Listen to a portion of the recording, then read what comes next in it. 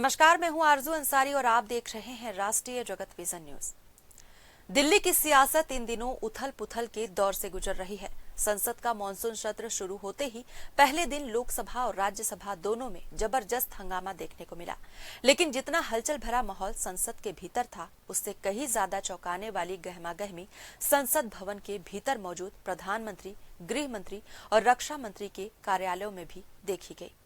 पहले दिन ही प्रधानमंत्री नरेंद्र मोदी ने अपनी कोर कैबिनेट के चुनिंदा मंत्रियों के साथ लंबी मंत्रणा की। वहीं गृह मंत्री अमित शाह ने अपने कार्यालय में अलग से बैठक की और बाद में एक वरिष्ठ मंत्री के कक्ष में भाजपा सांसदों का लगातार आना जाना भी देखा गया। इन मुलाकातों और बैठकों को लेकर कोई आधिकारिक जानकारी नहीं दी गई, लेकिन कुछ भाजपा सांसदों ने यह जरूर स्वीकार किया कि उनसे सादे कागज पर हस्ताक्षर लिए गए हैं। यह अब तक साफ नहीं हो पाया है कि इन सादे कागजों का मकसद क्या था, लेकिन इसके कुछ ही घंटों बाद देश के उपराष्ट्रपति जगदीप धनखड़ का इस्तीफा सामने आना अपने आप में बेहद चौंकाने वाला घटनाक्रम साबित हुआ।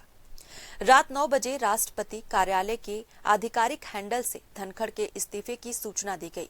इस्तीफे का कारण स्वास्थ्य बताया गया, लेकिन न तो उपराष्ट्रपति कार्यालय को इसकी भनक थी और न ही सत्तारूढ़ दल के अधिकांश नेताओं को। प्रधानमंत्री नरेंद्र मोदी ने इस्तीफे के बाद सोशल मीडिया पर प्रतिक्रिया देते हुए धनखड़ की सेवाओं की सराहना की और उनके उत्तम स्वास्थ्य की कामना की। लेकिन इन औपचारिकताओं के पीछे छिपे राजनीतिक संकेतों को नजरअंदाज नहीं किया जा सकता।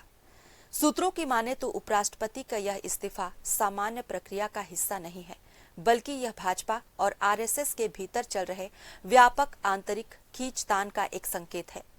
कई राजनीतिक विश्लेषक इसे एक बड़े सत्ता परिवर्तन की शुरुआत के रूप में देख रहे हैं। चर्चाएं हैं कि राष्ट्रपति द्रौपदी मुर्मू भी जल्द ही इस्तीफा दे सकती हैं और संजय जोशी जैसे नेताओं की भाजपा में संभावित वापसी या उभार की पटकथा भी तैयार की जा रही है। भाजपा सांसदों से कथित तौर पर सादे कागजों पर दस्तखत करवाना इस बात की ओर इशारा करता है कि पार्टी के भीतर कुछ बड़े निर्णय लिए जा रहे हैं, जिनमें सभी को पहले से शामिल नहीं किया गया है। इससे सांसदों के भीतर असमंजस और बेचैनी का माहौल है। इस्तीफे की इस कड़ी को केवल स्वास्थ्य कारणों तक सीमित मान लेना शायद जल्दबाजी होगी। धनखड़ का इस्तीफा उस समय आया जब भाजपा को लेकर अंदरूनी खेमेबंदी, नेतृत्व को लेकर असंतोष और आरएसएस की बढ़ती असहमति जैसे मुद्दे चरम पर हैं। नरेंद्र मोदी की भूमिका को लेकर भी कयास लगाए जा रहे हैं कि क्या वे स्वयं प्रधानमंत्री पद से हटने की भूमिका तैयार कर रहे हैं या किसी बड़े राजनीतिक पुनर्गठन की योजना पर काम चल रहा है। आरएसएस की ओर से भाजपा के हालिया निर्णयों में दूरी और असहमति के संकेत पहले से ही कई मौकों पर सामने आ चुके हैं।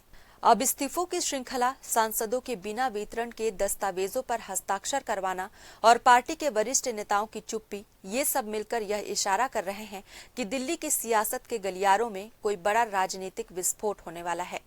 इस घटनाक्रमों ने यह स्पष्ट कर दिया है कि भाजपा और संघ परिवार के भीतर सत्ता का समीकरण बदल रहा है। यह केवल उपराष्ट्रपति के इस्तीफे की खबर नहीं है, बल्कि एक ऐसी राजनीतिक पटकथा की शुरुआत है जिसका अलग दृश्य भारतीय राजनीति में बड़े बदलाव का संकेत दे रहा है।